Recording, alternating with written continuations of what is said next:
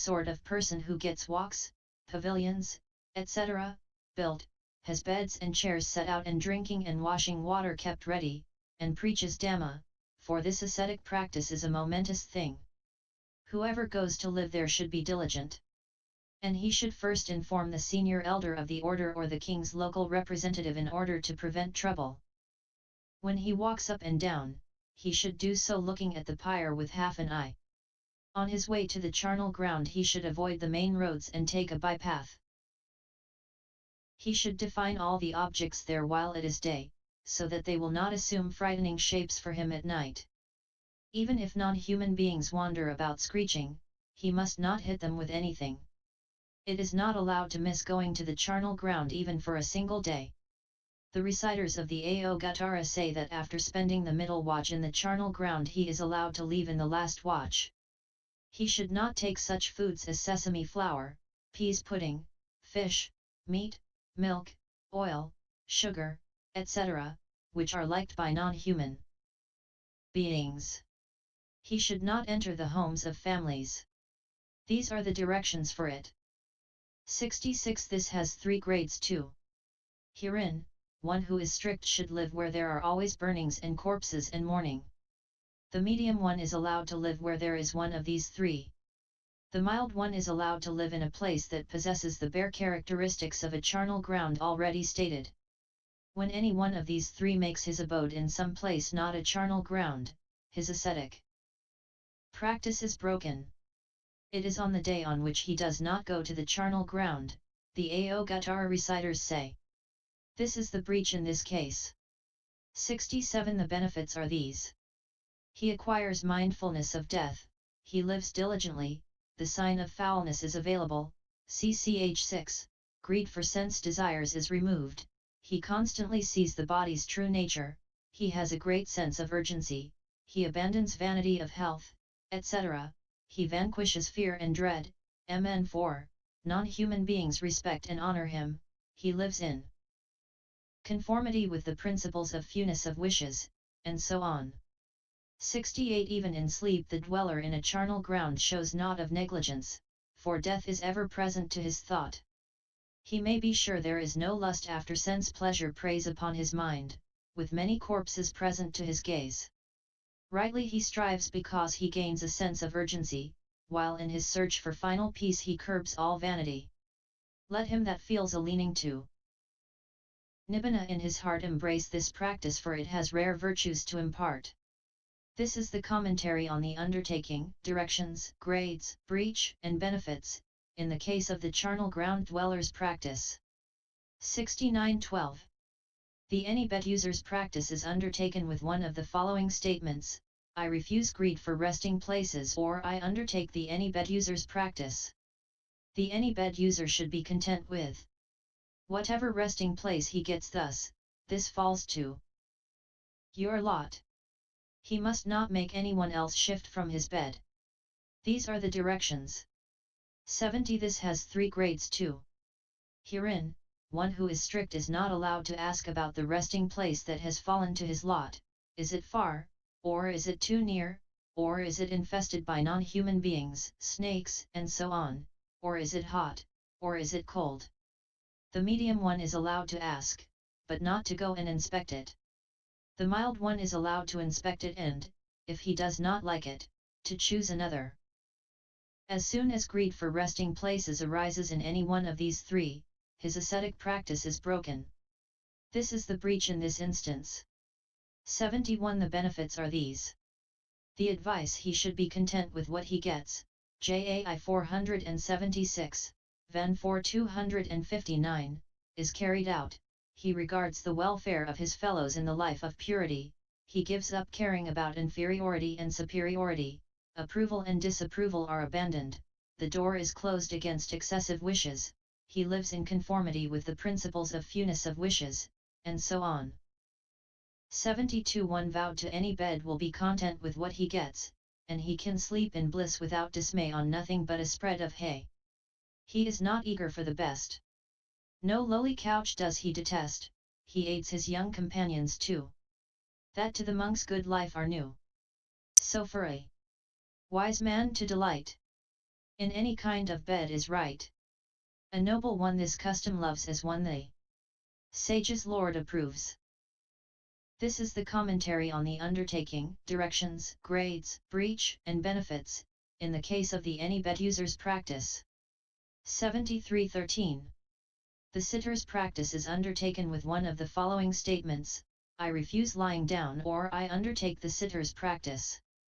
The sitter can get up in any one of 3 watches of the night and walk up and down, for lying down is the only posture not allowed. These are the directions. 74. This has 3 grades too. Herein, one who is strict is not allowed a backrest or cloth band or binding strap to prevent falling while asleep. The medium one is allowed any one of these 3. The mild one is allowed a backrest, a cloth band, a binding strap, a cushion, a 5 limb and a 7 limb. A 5 limb is a chair made with 4 legs and a support for the back. A 7 limb is one made with 4 legs, a support for the back and an arm support on each side.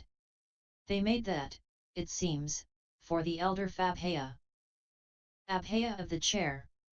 The elder became a non-returner, and then attained Nibbana. As soon as any one of these 3 lies down, his ascetic practice is broken. This is the breach in this instance. 75. The benefits are these.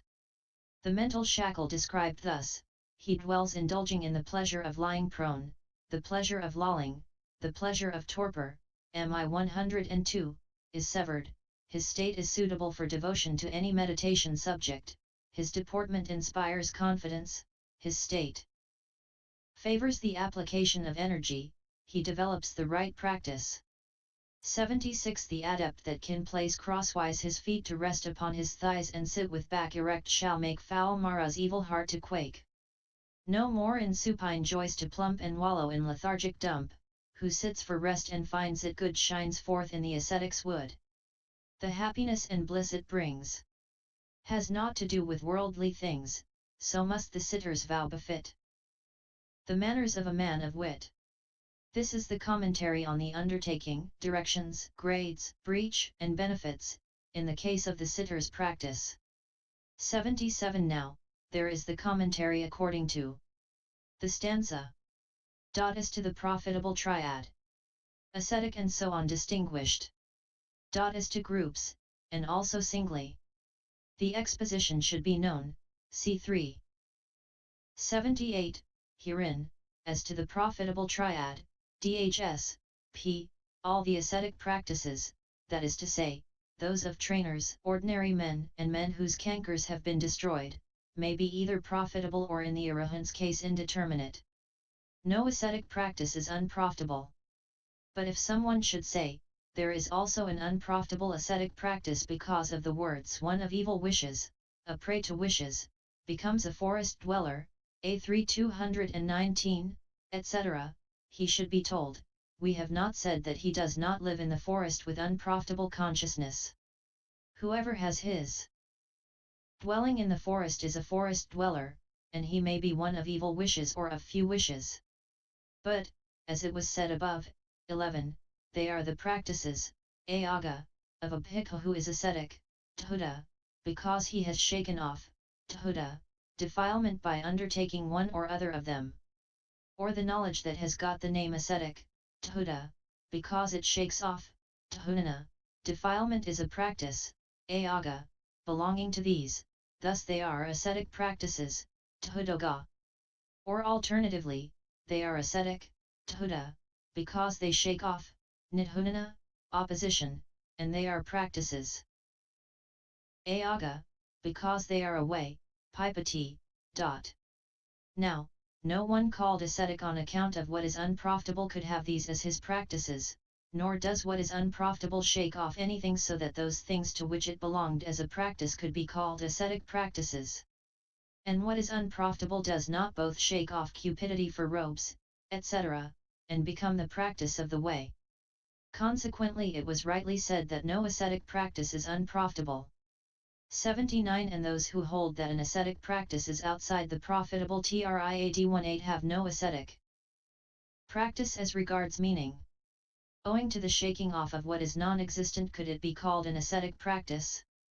Also there are the words proceeded to undertake the ascetic qualities, Ven 3:15, and it follows 19 that those words are contradicted.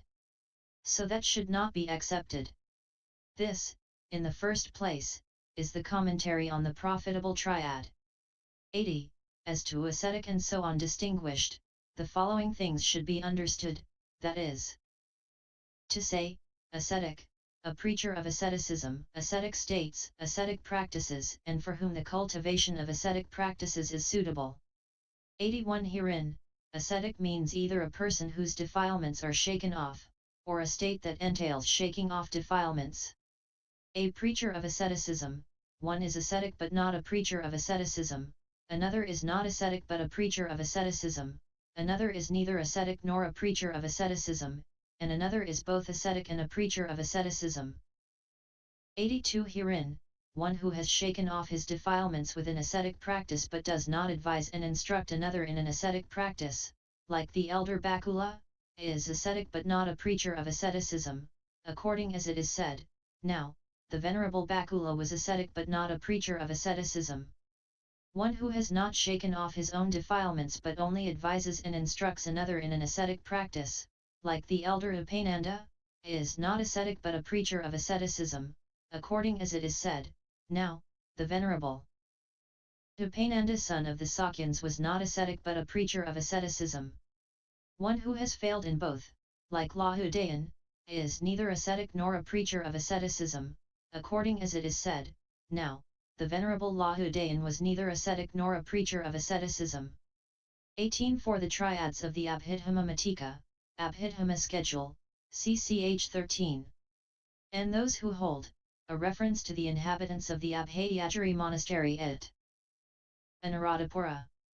For they say that ascetic practice is a concept consisting in a name, Namapanati.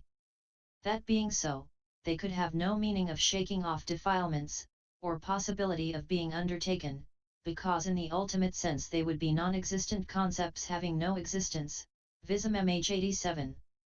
Cf 4. 19. Apajati, and its noun apati, is the normal word used for undesirable consequences that follow on some unsound logical proposition. C. 16. F. This meaning is not in Ped.